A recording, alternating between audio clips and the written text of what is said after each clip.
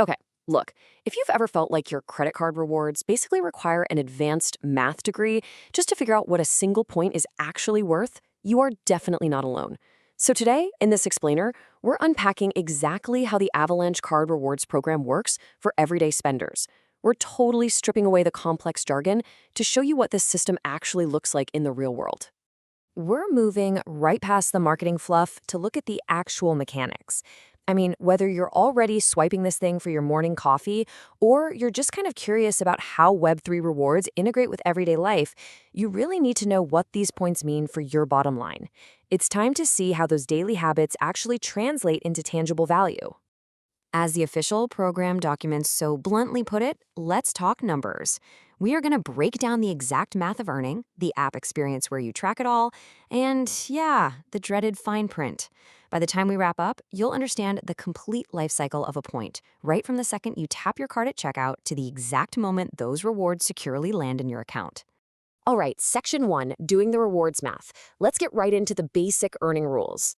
The fundamental rule here is just blissfully simple. Every single dollar you spend on eligible purchases equals exactly one AVAX point. That's it. You don't have to memorize any weird rotating categories, you don't need to guess if gas stations happen to count this month, and there are absolutely no hidden earning tiers. It's a straightforward, totally predictable, one-to-one ratio every single time you swipe. But what is that single point actually worth, right? That's always the golden question with these loyalty programs. Well, every AVAX point translates to up to 1 cent or $0.01 in rewards value.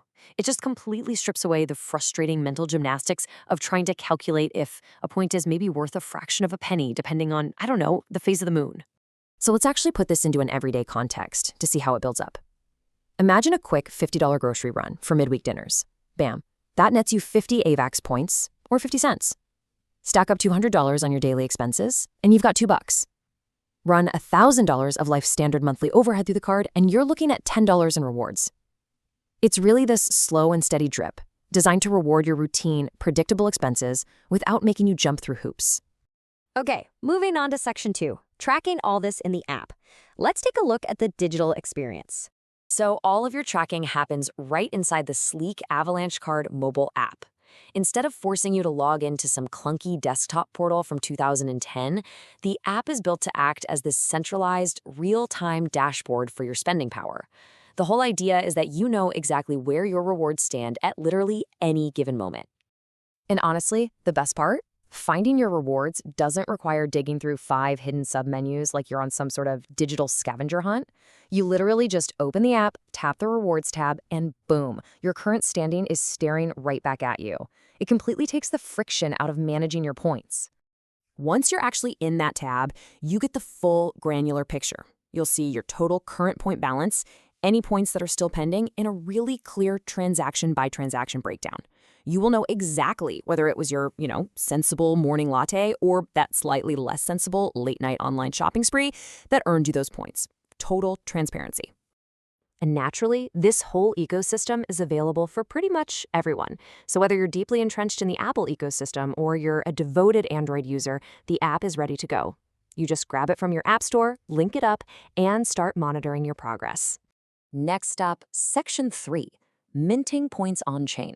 This is where we look at the actual life cycle of a point. So here is the exact timeline for your rewards, and it's basically a 3-step dance. When you initially swipe, your points just sit there in a pending state. First, the transaction has to officially post to your account. Then, step 2, your monthly statement closes. Once the ink is actually dry on that statement, step 3 kicks in, the points are finally minted. Let's quickly translate that bit of crypto jargon. Minted on-chain simply means the exact moment your loyalty points are officially created and deposited straight onto the blockchain. Now, why does this actually matter? Well, because instead of just being this fragile IOU sitting on some corporate server that they could theoretically change at any time, these points become cryptographically verifiable assets within your own ecosystem.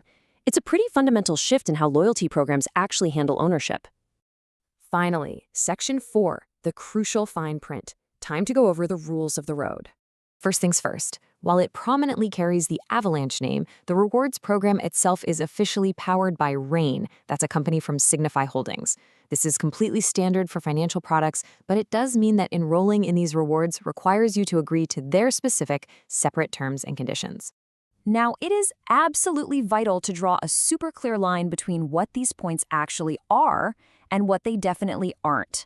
They are loyalty rewards issued by the program. Simple enough. But they are not actual cash, they are not direct cryptocurrency like Bitcoin or Ethereum, and this whole thing does not represent a traditional bank deposit account. They remain strict loyalty points contained within the specific program's ecosystem. Also, a quick heads up, do not expect a reward for paying your late fees. Not every single swipe earns points. Things like standard fees, refunds, cash advances, or chargebacks, totally ineligible. I mean, it makes sense, but it's really worth noting so you aren't surprised when a cash withdrawal at the ATM doesn't suddenly bump up your point balance. You really just want to focus on standard, everyday purchases to keep those points flowing. Now, if you're the type who hoards points for a big vacation, take note of the specific travel portal mentioned in their documents. Redeeming your points here gets you a 5% discount versus their standard rates. Just remember, though, the flights and hotels are ultimately fulfilled by third-party providers, so you'll be subject to their separate cancellation and booking rules. And look, for those inevitable moments when you need a bit of help deciphering a complicated pending transaction, or maybe a specific term in the fine print, the program directs users straight to their support team via email. It's just a good, standard informational lifeline to keep handy, just in case. So there you have it. We've walked through the straightforward math, that streamlined app experience, and the truly unique on-chain lifecycle. As our traditional routine grocery runs start colliding with this kind of blockchain technology, it really begs a much bigger question. Are we looking at the beginning of the end for traditional walled garden credit card points? Thank you so much for diving into this explainer with me. Keep questioning and keep learning.